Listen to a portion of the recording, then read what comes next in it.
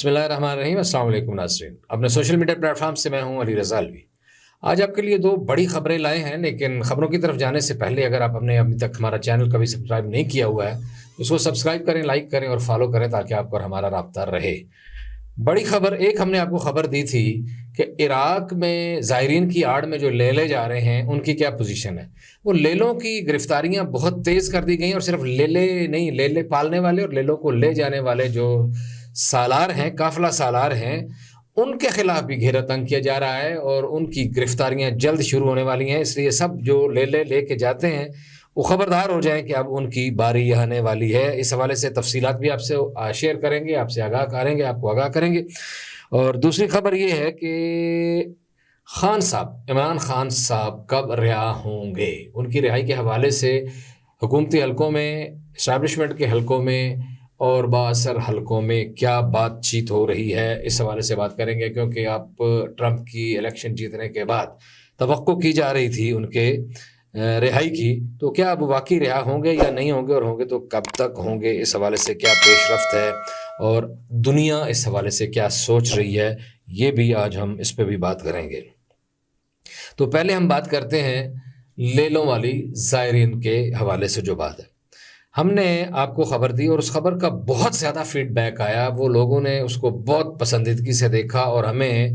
بعض لوگوں نے فون کر کے اپریشیٹ کیا کہ آپ نے ایک بہت اہم مسئلے کی طرف توجہ دلائی ہے، اور ایک ایسا مسئلہ جس کے اوپر لوگوں کو معلومات بھی نہیں ہیں اور لوگ نشانہ بن رہے ہیں۔ تو ہم نے آپ کو متنبہ کیا تھا کہ جو لوگ یہاں سے جا رہے ہیں زائرین کے ساتھ، زائرین کی آڑ میں، زائرین کے ویزے پر، وہ ان کو کچھ لوگ بھیجتے ہیں، خاص طور پر جو ہمارے چنے ہوئے 4-5 اضلاع ہیں جو بدنام ترین، بدنام زمانہ اضلاع ہیں ہیومن سمگلنگ کے حوالے سے، اور جو لوگوں کو یونان میں کبھی بھیجا کرتے تھے اور کبھی سیپرس اور کے حوالے ساتھ ساتھ وہ ادھر دنیا کے باقی ملکوں میں بھی جو بھیجنے کی کوشش کرتے تھے، اور ان کو کیونکہ وہاں جب سختی آئی ہے تو انہوں نے خاص طور پر ادھر رخ کیا ہے، تو ان کو یہ ایک ٹارگٹ ملا، اور اس آسان ٹارگٹ کو بہرحال اس کی نشاندہی ہو گئی ہے۔ اس کے اوپر کچھ ہمارے آواز اٹھانے کی وجہ سے بھی، اور خود بھی کچھ ہماری انٹیلیجنس ایجنسیاں جو ہیں وہ خاصی اس پر متحرک ہوئی ہیں، کیونکہ کچھ انہوں نے گول کھلائے جو یہ لوگ وہاں گئے ہیں، وہاں جا کے انہوں نے کچھ غیر قانونی سرگرمیوں میں کام کا حصہ لیا، کچھ جو ان کے کام ادھر تھے اس طرح کے کام انہوں نے عراق میں کرنے کی کوشش کی، تو ان کو گرفتار کیا گیا، اور اس وقت ہزاروں کی تعداد میں عراق میں ایسے لوگ گرفتار ہیں۔ تو جو بھی تیاری کر رہا ہے وہ اس طرح لیلے بن کے جانے کی، اس کو ہمارا مشورہ ہے کہ بالکل کسی کے چکر میں نہ آئے۔ یہ ایجنٹ اپنے 3 لاکھ 4 لاکھ 5 لاکھ کے چکر میں آپ کو پھنسا دیتے ہیں، $300 400 $500 کا جھانسا دے کے، اور پھر یہ وارث نہیں بنتے۔ مہینے بعد آپ کا ویزا ختم ہو جاتا ہے، پھر آپ کا کوئی والی وارث نہیں ہوتا، اور پھر یہ اپنی وہ پاؤ گوشت کے لیے اگلے کی بھینس مارنے سے گریز نہیں کرتے۔ یہ ان کی عادت ہے، اور اس سے آپ بچنے کی کوشش کریں۔ اچھا، جب یہ ہم نے خبر دی تو اس کے بعد اس کے اوپر بڑا ایکشن ہوا ہے۔ عراق ایمبیسی سے ہمیں فون کر کے رابطہ کر کے کچھ ڈیٹیلز ہم سے شیئر کی گئیں، اور انہوں نے بتایا گیا کہ ظاہر ہے کہ کچھ لوگ جہاں یہاں آئے ہیں وہ پکڑے جاتے ہیں۔ اچھا، خاص طور پر وہ لوگ جن کے پاسپورٹ ضائع کر دیے جاتے ہیں، اور ان سے کچھ پاسپورٹ یہ چھین لیتے ہیں سالار، اور کچھ کے پاسپورٹ جو ہیں وہ وہاں ایئرپورٹ پہ رکھ لیے جاتے ہیں۔ حالانکہ یہ انتظام کیا جاتا ہے کہ یہاں سے بھی کچھ FIA کے اہلکار بھی ملوث ہیں اس میں، اور کچھ وہاں کے لوگ بھی ملوث ہیں، عراقی ایئرپورٹس پر بھی ملوث ہوتے ہیں، اور زیارت کے موقع پر تو جب کیونکہ بہت زیادہ ہجوم ہوتا ہے تو یہ لوگوں کو ایسے ہی بارڈر پار کرانے کی کوشش کرتے ہیں، ایران کے راستے سے لے جاتے ہیں اور ایران سے ان کو بارڈر پار کرانے کی کوشش کرتے ہیں۔ ان لوگوں کو، بہت سارے لوگوں کو پوائنٹ آؤٹ کر لیا گیا ہے، ان کے بینک اکاؤنٹس جو ہیں ان کی تفصیلات حاصل کر لی گئی ہیں، اور ان کا پتہ چل گیا ہے کہ وہ کون کون سے لوگ ہیں۔ بہت سارے لوگوں کا گھیرا تنگ ہو رہا ہے، اور بہت جلدی آپ سنیں گے، ہم ہی آپ کو بتائیں گے کہ آج فلاں فلاں شخص کو گرفتار کر لیا گیا ہے۔ جو لوگ گرفتار ہونے والے ہیں ان کے حوالے سے ہمیں کافی حد تک معلومات ہیں، ہمیں پتہ ہے، لیکن ظاہر ہے کہ جب یہ حکومت ایسا کرے گی تو اس وقت ہی پتہ چلے گا۔ اور ادھر سے ہمیں بتایا گیا، عراق ایمبیسی نے ہمیں بتایا بغداد سے، کہ جن لوگوں کے ویزے، جن لوگوں کے پاسپورٹ نہیں ہوتے، پھر ہمارے ساتھ ایک پیپر رابطہ کیا جاتا ہے اسپیشل پیپر دینے کے لیے، ایک پرمیشن لیٹر، اور اس کے ساتھ پھر وہ ان کو وہاں سے بھیجا جاتا ہے واپس پاکستان، اور وہ جو یہاں بھی آتے ہیں وہ گرفتار کر لیے جاتے ہیں۔ کچھ لوگوں کو گرفتار کر کے جیلوں میں ڈال دیا جاتا ہے، کچھ لوگوں کو پھر دوبارہ ہمارے ایماندار افسران 10-10 20-20 ہزار روپے لے کے یا جتنی بھی اس کی کسی کی گنجائش ہوتی ہے اس کی اوقات کے مطابق پیسے لے کے پھر ان کو چھوڑ دیا جاتا ہے اور ان کو قرار واقعی سزا نہیں دی جاتی۔ اس میں دو طرح کی چیزیں، بعض اوقات ایک پازیٹیو معاملہ جو ہے یہ ہے کہ یہ بعضوں کا صرف نظر اس وجہ سے بھی کر لیا جاتا تھا کہ چلیں پاکستان میں بہت زیادہ بے روزگاری ہے اور پاکستان میں ذرائع جو ہیں ملازمت کے کم ہیں، ذرائع آمدن لوگوں کے کم ہیں، اور اگر اسی طرح لوگ کچھ کر رہے ہیں تو چلیں بعض اوقات جعلی کام ہے یا غلط کام ہے یا ٹھیک ہے جو بھی ہے، چلیں اپنے بچوں کے لیے، اپنے بہن بھائیوں کے لیے، اپنے ماں باپ کے لیے اگر نوجوان بچے بچیاں جاتے ہیں روٹی کمانے کی کوشش کرتے ہیں تو کرنے دیں۔ لیکن مسئلہ زیادہ سنجیدہ اس وقت ہوا جب وہاں انہوں نے عراق کے ایک مقدس شہر میں ایک گروپ نے، یہاں سے جانے والوں نے ایک لڑکی کا ریپ کیا، اور اس کے بعد وہاں صورتحال بہت خراب ہوئی، ان کو گرفتار کیا گیا اور پھر ان کو وہاں سزا دی گئی۔ پھر اسی طرح کچھ یہ چوریوں ڈکیتیوں میں بھی ملوث ہو گئے، اور وہاں جو ہے وہ بھی جو صرف نظر کرتے تھے انہوں نے بھی وہاں ان کے خلاف ایکشن لینا شروع کر دیا۔ ایک بندے نے وہاں کے پولیس اہلکار کے اوپر حملہ آور ہو گیا، بلکہ شاید ایک کو مار بھی دیا، ایک نے ایک مالک کے اوپر حملہ کر دیا۔ اس طرح کے واقعات جو ہیں وہ شدت سے ہوئے۔ یہ وہ واقعات ہیں جو رپورٹ ہوئے اور کچھ واقعات رپورٹ نہیں، تو اس کی وجہ سے وہاں پھر معاملہ خراب ہو گیا اور وہ جو عزت تھی پاکستانیوں کی وہ خراب ہونا شروع ہو گئی۔ اور اس خراب کرنے والے کون ہیں؟ یہ قافلہ سالار، جو اصل زائرین جو جانا چاہتے ہیں، جو عزت والے لوگ ہیں، جو صرف امام علیہ السلام کی وہاں زیارت کے لیے اور سلام عرض کرنے کے لیے جاتے ہیں، کربلا مولا میں، نجف اشرف میں، مدائن میں حضرت صحابی رسول حضرت سلمان فارسی کے پاس جاتے ہیں، نجف میں صحابہ کرام حضرت ہود علیہ السلام، حضرت ایوب علیہ السلام، اور مصلی ہیں وہاں جناب ابراہیم النبی کا مصلی ہے جنہوں نے وہاں نماز پڑھی تھی، حضور پاک صلی اللہ علیہ وسلم کا مصلی ہے جہاں معراج پہ جاتے ہوئے وہاں رک کے انہوں نے نماز پڑھی تھی، حضرت خضر علیہ السلام کا ہے۔ اس طرح انبیاء کے وہاں عبادت گاہیں ہیں، مسجد کوفہ، مسجد سر، وہ جاتے ہیں سلام کرنے کے لیے، عبادت کرنے کے لیے، توبہ کرنے کے لیے، مغفرت کے لیے۔ لیکن یہ پھر لوگ جو ہیں اپنی دہاڑیوں کے چکر میں انہوں نے کام خراب کیا ہوا ہے اور پاکستان کا امپریشن بھی خراب کر رہے ہیں، پاکستان کا امیج بھی خراب کر رہے ہیں، اور ان کی وجہ سے اصلی زائرین جو ہیں وہ بھی اذیت کا شکار ہوتے ہیں اور ٹینشن ہوتی ہے، ان کو ان کے پاسپورٹ رکھ لیے جاتے ہیں۔ اور یہ بار بار میں پھر کہوں گا 10 دفعہ کہوں گا کہ جناب محسن نقوی صاحب جو وزیر داخلہ ہیں ان کو اپنے دور میں یہ کام کرنا چاہیے۔ میں ان سے اس لیے اچھی امید رکھتا ہوں کہ محسن نقوی صاحب جو ہیں وہ جس دن ان کو بنایا گیا پنجاب میں وزیر اعلیٰ، میں نے اپنے ٹی وی کے پروگرام میں دبا کے ان کی سپورٹ کی۔ میرے ساتھی دوست نے جو اینکر تھے، وہ کو اینکر تھے، انہوں نے کہا نہیں یہ وہ صحافی کا کیا کام ہے، تو میں نے ان کو مثال دی۔ پھر وقت نے ثابت کیا کہ انہوں نے شہباز سپیڈ کو بھی پیچھے چھوڑا اور پنجاب میں اتنا ترقیاتی کام کروایا کہ دنیا نے مانا کہ واقعی محسن نقوی صاحب آئے ہیں۔ پھر محسن نقوی صاحب ادھر آ گئے، وزیر داخلہ بن گئے۔ اس وقت بھی بڑی چونچاں کی کچھ لوگوں نے، جی یہ وہاں سے آئے ہیں، اسٹیبلشمنٹ کے بندے ہیں، وہ سپہ سالار سے رشتہ داریاں، پتہ نہیں کیا کیا جو بھی کہا گیا، ہمیں اس سے کوئی غرض نہیں ہے، اگر ہو بھی تو اس میں کوئی کیا برائی ہے۔ انہوں نے آ کے ثابت کیا کہ اب جگہ پہ آپ دیکھیں انڈر اوور ہیڈ بریجز بن رہے ہیں، انڈر پاسز بن رہے ہیں، اسلام آباد میں تیزی سے کام جاری ہے اور انٹیریئر منسٹری کے حوالے سے کام تیزی سے جاری ہے۔ تو اس سے ہمیں ان سے یہ توقع بالکل ہے کہ وہ عراق سے یہ اصلی زائرین جو ہیں، جو یہ لیلے ہیں، ان کو بالکل گرفتار کریں، جو آئیں ان کو جیلوں میں پھینکیں، اتنا ڈر ڈالیں کہ کوئی لیلا جائے نہیں، کوئی جو لیلے کو لے کے جاتے ہیں ان کو جیلوں میں ڈالیں، ان کو بالکل معاف نہ کریں۔ تو لیکن جو ٹھیک لوگ ہیں، جو زائرین جاتے ہیں، ان کے پاسپورٹ وہاں ایئرپورٹ پہ رکھنے کی اور بارڈرز پہ رکھنے والا جو کام ہے، اور یہ شک جو صرف پاکستان کے لیے، اس کو ختم کروائیں، اور یہ کروا سکتے ہیں، تھوڑی کوشش کریں گے تو کوئی ایسا مسئلہ نہیں ہے کہ یہ ایسا نہ ہو سکے۔ تو اس پہ مزید جو اعداد و شمار ہیں وہ آپ کے ساتھ میں اگلے پروگرام میں شیئر کروں گا۔ مجھے امید ہے کہ اگلے پروگرام تک یہ گرفتاریاں ہو چکی ہوں گی اور ایگزیکٹ فگر جو ہے وہ ہمیں دستیاب ہو گیا ہے۔ وہاں سے جتنے لوگوں کو ڈیپورٹ کیا گیا ہے، وہاں سے جتنے لوگوں کو ادھر ملک بدر کیا گیا، وہاں جتنے لوگ نجف میں، کربلا میں اور بغداد میں اس وقت جیلوں میں قید ہیں، وہ بھی تعداد سینکڑوں میں نہیں ہزاروں میں ہے۔ تو یہ ساری تفصیلات پھر آپ سے وقتاً فوقتاً جیسی اپڈیٹس آتی رہے گی شیئر ہوتی رہیں گی۔ اب اگلی بات جناب، عمران خان صاحب رہا کب ہوں گے یا نہیں ہوں گے؟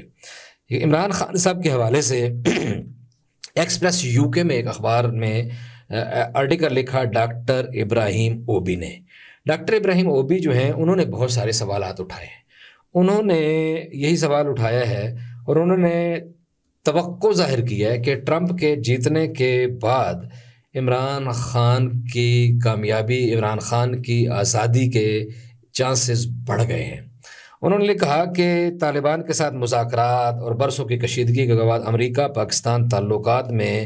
اتحاد کے حوالے سے اور اس کی کوششوں کے حوالے سے ٹرمپ نے عمران خان کے کردار کی بہت تعریف کی تھی کہ یہ عمران خان نے اپنے عہد اقتدار میں بڑا کام کیا تھا۔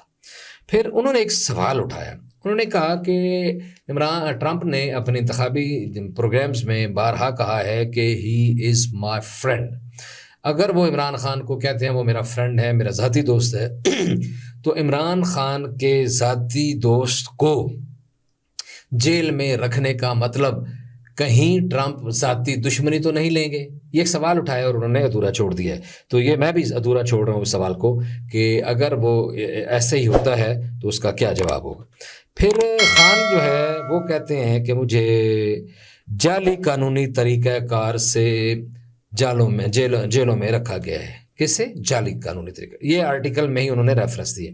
جبکہ وہ کہتے ہیں کہ ٹرمپ کہتا ہے کہ امریکہ میں پسماندہ کرنے کی گہری ریاستی کوششیں ہیں، جو یہ انہوں نے بات کی تھی الیکشن سے پہلے کہ جو میرا راستہ روکنے کی کوشش کر رہی ہیں، ان کے اوپر جو مقدمات ہیں اس حوالے سے۔ اچھا، دونوں میں یہ بھی ایک قدر مشترک ہے کہ دونوں ایکسٹریمسٹ ہیں۔ ایکسٹریمسٹ کا مطلب یہ نہیں ہے کہ کوئی وہ چڑھ دوڑنے والے یا دھماکے کرنے والے، نعوذ باللہ، خدا نخواستہ۔ یہ ہے کہ یہ مطلب کھلی ڈولی بات کرنے والے ہیں اور اپنا جو بھی ان کا موقف ہے، جو سٹانس ہے، اس کے اوپر ڈٹ کے کھڑے ہوتے ہیں اور کھل کے بات کرتے ہیں۔ پھر اور بھی ان میں کچھ چیزیں ہیں کہ دونوں کے اوپر مقدمات بنے، دونوں کو روکنے کے لیے اسٹیبلشمنٹ جو ہے وہ کردار ادا کر رہی ہے۔ اگرچہ عمران خان کے حوالے سے یہ بات پورے 100% ٹھیک نہیں ہے کہ پہلے شروع میں تو ظاہر ہے کہ وہ اسٹیبلشمنٹ کے کندھے پہ اقتدار میں آئے تھے، لیکن ابھی جب تعلقات خراب ہوئے تو ظاہر ہے کہ وہ جو کچھ بھی اس الیکشن میں ہوا، جو مقدمات ہوئے، جو گرفتاریاں ہوئیں، جو پارٹیاں بدلی گئیں، اور جس طرح لوگوں نے ہمارے پریس کلب کی سرخ کرسی پر بیٹھ کر اپنا توبہ اور استغفار کیا اور کفارہ کیا، وہ سب کو کسی کو پتہ ہے۔ تو یہ چیزیں دونوں میں کافی حد تک مشترک ہیں، اور وہاں بھی یہی کہا جا رہا ہے اور آرٹیکلز کھلا لکھے جا رہے ہیں کہ ٹرمپ کی جیت جو ہے امریکی اسٹیبلشمنٹ کی اصل میں شکست ہے۔ تو یہاں اس کے کیا اثرات ہوں گے یہ بھی دیکھے جائیں گے۔ پھر ان سارے حالات میں یہ دیکھا جائے گا کہ جو پاک چین تعلقات ہیں آج کل اتار چڑھاؤ کا شکار ہیں، پاکستان شدید معاشی بحران کا شکار ہے، مہنگائی، زر مبادلہ میں کمی، اور پاکستان جو ہے کیا ایسے حالات میں جب پاکستان ایک عجیب طرح کی کشمکش کا شکار ہے، معیشت چل نہیں پا رہی، بے روزگاری عروج پر ہے اور بدامنی بڑھتی چلی جا رہی ہے، دہشت گردی کی لہر ایک دفعہ پھر پھوٹ چکی ہے تیزی کے ساتھ۔ کبھی بلوچستان میں کہیں جگہ کسی جگہ پہ دھماکے کی خبر آتی ہے، کبھی KPK سے آتی ہے، کبھی قبائلی علاقوں سے آتی ہے۔ پارا چنار جو ہے وہاں آگ اور خون کا دریا جاری ہے، اور جس کو روکنے میں سچی سی بات ہے کہ روکنے کی جن کی ذمہ داری ہے وہ مکمل طور پر ناکام نظر آتے ہیں۔ یہ پتہ نہیں ناکامی ہے یا بدنیتی ہے، اس کے اوپر بھی بہت ساری لہدیں ہو رہی ہے مختلف معاشرے میں، دیکھنے کی بات ہے۔ تو یہ ساری چیزیں جو ہیں، یہ اس کے اوپر کیا امریکہ سے لڑائی پاکستان مول لے سکے گا یا نہیں، یہ بات بھی ایک سوالیہ نشان ہے۔ پھر یہ جو آرٹیکل ہے، اس میں اگلی بات یہ ہوئی کہ یہ آرٹیکل چھپنے کے بعد زلمے خلیلزاد نے یہ آرٹیکل ری ٹویٹ کیا ہے، اس اخبار کے پیج سے جا کے ٹویٹ مارا ہے اس آرٹیکل کا، جو اس بات کا ثبوت ہے کہ زلمے خلیلزاد جو ہیں وہ اس کو سپورٹ کر رہے ہیں۔ اور زلمے خلیلزاد آلریڈی پہلے بھی عمران خان کے حق میں ایک دفعہ بات کر چکے ہیں، جس کو پاکستان نے ریئیکشن دیا تھا کہ ان کو پاکستان کے اندرونی معاملات میں اس طرح بات نہیں کرنی چاہیے۔ زلمے خلیلزاد کون ہے؟ تھوڑی سی تفصیل آپ کچھ جانتے بھی ہوں گے۔ یہ UN میں سابق امریکی سفیر رہے ہیں، مزار شریف افغانستان میں یہ پیدا ہوئے تھے۔ یہ بہت کم لوگوں کو پتا ہوگا کہ یہ مزار شریف میں پیدا ہوئے تھے افغانستان میں، اور یہ ایک مسلمان امریکی ہیں جو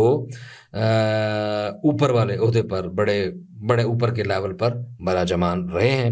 پھر یہ 2004-05 میں بش انتظامیہ میں افغانستان کے سفیر رہے ہیں۔ 18 سے 21 تک یہ خصوصی نمائندہ برائے افغانستان تھے،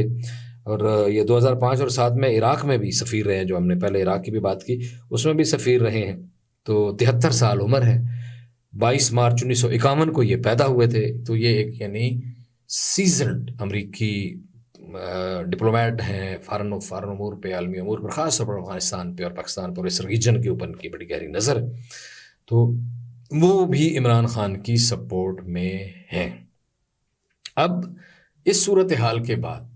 جو PTI کے عوامی حلقے ہیں، جو PTI کے سوشل میڈیا کے حلقے ہیں، اگرچہ اب تو ماشاءاللہ یہ جو ہمارے ساتھ ہو رہا ہے سوشل میڈیا کے حوالے سے، ٹویٹر بند ہے، وہ ایک مولوی صاحب نے آ کے بند کر دیا، وہ جو ریٹائرڈ صاحب نے،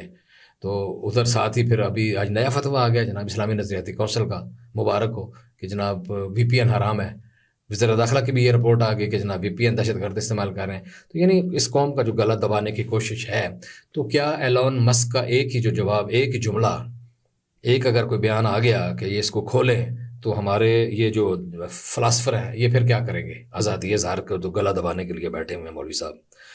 اور اس کے علاوہ اگر انہوں نے یہ ٹویٹر پہ جو ہمارے ہاں تو ابھی وی پی این سے بھی بند ہو جائے گا، تو اس پہ بھی انہوں نے کہا کہ جناب ایک بیان آج آیا امریکہ کا کہ یہ آزادیوں پر یہ پابندیاں جو ہیں برداشت نہیں کرنی چاہیے۔ کچھ تھوڑا سا ہلکا زبان ہے، لیکن اگر وہ زبان سخت ہو گئی تو پھر کیا ہوگا؟ تو اس لیے ان ساری چیزوں کو دیکھنے کی ضرورت ہے یہاں جو حالانکہ آپ کو ایک بات بتائیں کہ یہ بلیسنگ ہے پاکستانی اسٹیبلشمنٹ کے لیے، پاکستانی حکمرانوں کے لیے، کہ یہ سوشل میڈیا کے اوپر نوجوان مصروف ہیں، ورچولی لگے ہوئے ہیں، اپنی بات کرتے ہیں، گھر میں بیٹھے ہیں، اور اسی وجہ سے آپ دیکھتے ہیں یہاں 3 لاکھ لوگوں نے ووٹ دیا پی ٹی آئی کے لوگوں کو، لیکن 3 لاکھ میں سے 30,000 بھی نہیں نکلتے اسلام آباد کے عمران خان کی کال میں۔ تو اگر یہ ورچوئل خالی نہ ہوتے، یہ سوشل میڈیا پہ ایکٹیوسٹ زیادہ نہ ہوتے اور عملی طور پر پریکٹیکلی نکلتے، تو آپ کے لیے بڑا مشکل ہو جاتا۔ تو یہ آپ کے لیے بلیسنگ ہے۔ یہ کوئی بے وقوف آدمی ہے جو یہ راستہ دیتا ہے، جو یہ سوچتا ہے کہ ان کے راستے بند کر دو، ان کی آواز بند کر دو، ان کا گلا بند کر دو، ان صحافیوں کو بند کر دو، تو یہ پھر یہ سنیاں ہو جان گلیاں دے وچ مرزا یار پھرے۔ یہ کوئی عقل مند آدمی نہیں ہے جو یہ اس طرح کی پلاننگ کرتا ہے۔ اگر پلاننگ کرنی ہے تو کسی سیانے سے مشورہ لے لیں۔ علی رضا الوی کو اجازت دیجیے، اللہ نگہبان۔